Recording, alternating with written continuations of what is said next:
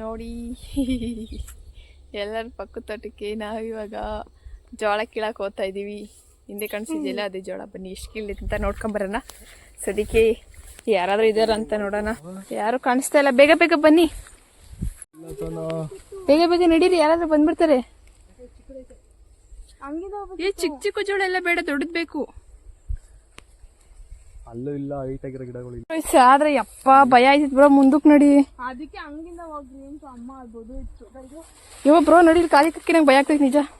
ಏನಿಲ್ಲ ಹೇಳಮ್ಮ ನಡಿ ಬ್ರೋ ಮುಂದಕ್ಕೆ. ಅವ್ರ ಜೋಳ ಕೇಳ್ತಾವ್ರೆ, ಯಾರನ್ನ ಬಂದ್ಬಿಡ್ತಾರೆ. ಆದ್ರೂ ಬೇರೆಯವ್ರ ಗದ್ದೆನಲ್ಲಿ ಕತ್ತಿನದಲ್ಲಿ ಎಷ್ಟು ಮಜಾ ಇದೆ ಅಲ್ವಾ. ಅಂದಿ ಏನಿರಲ್ಲ ಇಲ್ಲಿ. ಬಾ, ಯಾರಾದ್ರೂ ಬರ್ತಾ ಇದಾರೆ ನೋಡಿ. ಯಾರು ಬರ್ತಾರೆ, ಬೇಗ ಬೇಗ ಕೀಳ್ರಿ. ಅಷ್ಟೆಲ್ಲ ಹುಡ್ಕಾಡ್ತಿದ್ವಿ, ಆದ್ರೂ ಕೊನೆಗೆ ಒಂದು ಜೋಳ ಸಿಕ್ತು. ನೋಡಿ ಹೆಂಗಿದೆ ಅಂತ ಜೋಳ ನೋಡಿ. ಕೊನೆಗೂ ಅಷ್ಟೇ, ತುಂಬಾ ಚಿಕ್ಕದಾಗಿತ್ತು ಜೋಳ.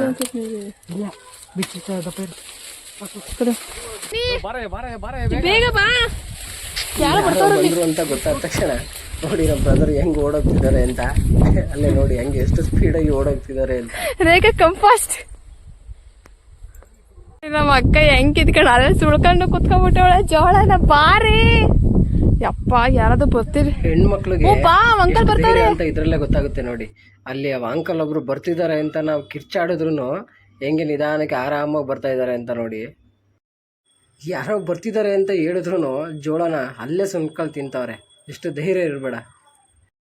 ಆದರೆ ನನಗಂತೂ ಮಾತ್ರ ಯಾರೋ ಬರ್ತಿದ್ದಾರೆ ಅಂತ ಹೇಳಿದ ತಕ್ಷಣ ನನ್ನ ಕೈ ಕಾಲೆಲ್ಲ ಶೇಕ್ ಆಗಿಬಿಡ್ತು. ಆ ಬರೋರ ಅಪಸದಲ್ಲಿ ಚಪ್ಪಲಿ ಎಲ್ಲ ಕೆಳಗಡೆ ಹಂಗೆ ಬಿದ್ದೈತು. ಹಂಗೆ ಓಡ್ಬೋಗ್ಬಿಟ್ಟೆ. ಕದ್ದು ತಿನ್ನೋದ್ರಲ್ಲಿ ಮಜಾ ಜಾಸ್ತಿ, ಆದರೆ ಸಿಗಾಕೊಂಡ್ರೆ ಹಂಗೆ ಮಾಂಜನ ಜಾಸ್ತಿನೇ ಬೀಳ್ತಾ ಬಂದ್ವಿ. ಇಷ್ಟಿದೆ ನೋಡಿ. ಆದ್ರೆ ಅದ್ರೊಳಗಡೆ ಏನು ಫೈನಲಿ ಕೊನೆಗೂ ಜೋಳ ಕಿತ್ಕೊಂಡು ಬಂದ್ವಿ.